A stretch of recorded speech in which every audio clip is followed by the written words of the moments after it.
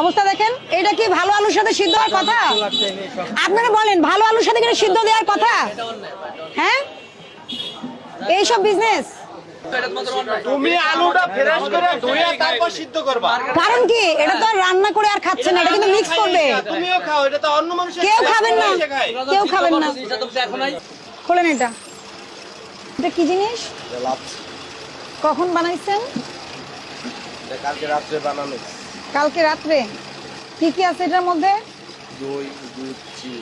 কেন আপনারা ইনস্ট্যান্ট বানিয়ে দেন না ব্লেন্ডারে? এটা কি আপা যেই আসুক, লাচ্ছির দোকানে কি করে, সবাই তো ইনস্ট্যান্ট লাচ্ছি বানিয়ে দেয়, দইটা মিলিয়ে পানিটা বরফ দিয়ে।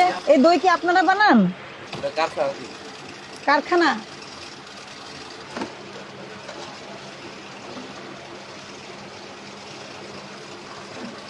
এগুলো আপনারা বাসায় বানান? আর নিচে কি, এটা কি? আর ওগুলো কি ডিম? বের করেন।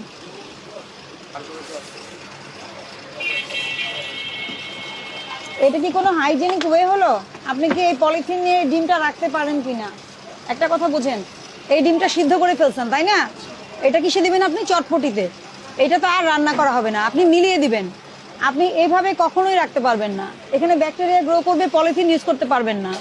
আপনি বক্সে রাখেন, যে প্লাস্টিকের যে ঢাকনাওয়ালা বক্স আছে ওগুলোতে রাখেন। এটা কি কোনোভাবে পরিষ্কার? এটা কোনো খাবার রাখার ওয়ে না, আপনি এভাবে রাখতে পারবেন না। নিরাপদ খাদ্য আইনে স্পষ্ট করে বলা আছে আপনি কিভাবে খাবার রাখতে পারবেন না পারবেন না। এটা সরান, উঠান।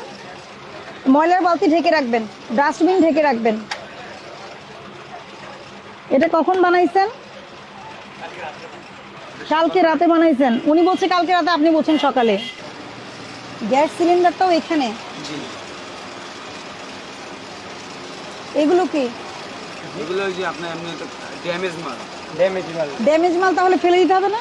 না, ড্যামেজ কোম্পানি চেঞ্জ করে। আপনার তো এখানে কোনো জায়গাই নাই, একটা মানুষ দাঁড়ানোর জায়গা নাই, এমন স্পেস দিয়ে এখানে সিলিন্ডারটা রাখছেন আপনি, যে কোনো সময় এটা বার্স্ট হবে। এটা উঠান। বরফে আটকে গেছে। এটা কি খাবারে ব্যবহার করার জন্য প্লাস্টিক? এটা কিসের ড্রাম বলেন? আপনি বলেন কিসের ড্রাম, কোত্থেকে আনছেন?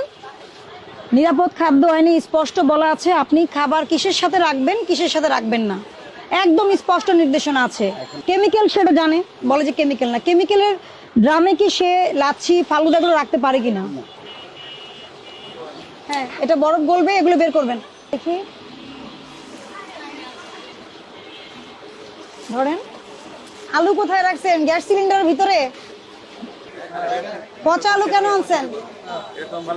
পচা আলু কেন আনছেন?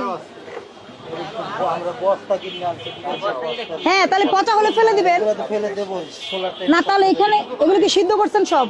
পচা আলু আর ভালো আলু একসাথে সিদ্ধ করছেন? অবস্থা দেখেন, এটা কি ভালো আলুর সাথে সিদ্ধ দেওয়ার কথা?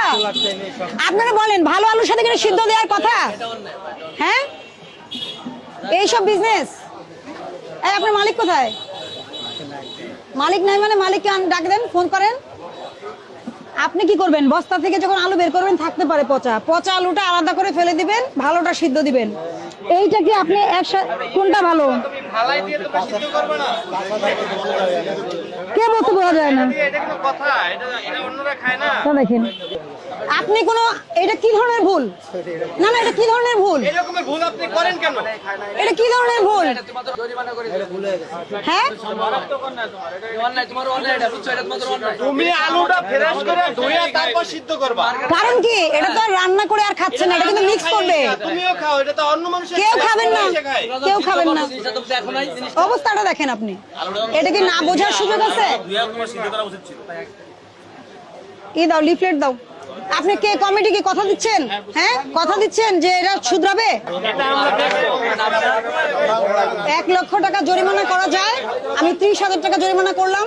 দ্রুত ব্যবস্থা নেবেন, অর্ধেকও করিনি। এইটা আপনার জীবনের শিক্ষা এবং আপনার চারপাশে যতজন আছে সবার জন্য এটা শিক্ষা। আপনার মানে কি, আপনার প্রতিষ্ঠানের যারা কাজ করছেন সবার। মালিক যে সবসময় বলবে পচা আলু সিদ্ধ করতে, এটা আমি বিলিভ করি না। এটা আপনার দায়িত্ব। আপনি আলু কিনেন, পেঁয়াজ কিনেন, যাই কিনেন, এটা আলাদা করে ফেলে সর্ট আউট করে তারপর আপনি, এবং প্রত্যেকটা কেমিক্যালের জিনিস ইউজ করতেছে। কেমিক্যালের যে বাস্কেট একটা, এগুলোর মধ্যে কিন্তু ওনার ফ্রিজে কি রাখছে উনি? এগুলোর মধ্যে লাচ্ছি রাখছে। আমাদের কিন্তু ক্যান্সার কেন বাড়তেছে, এগুলো কিন্তু কার্সিনোজেনিক, ঠিক আছে, এগুলো কার্সিনোজেনিক।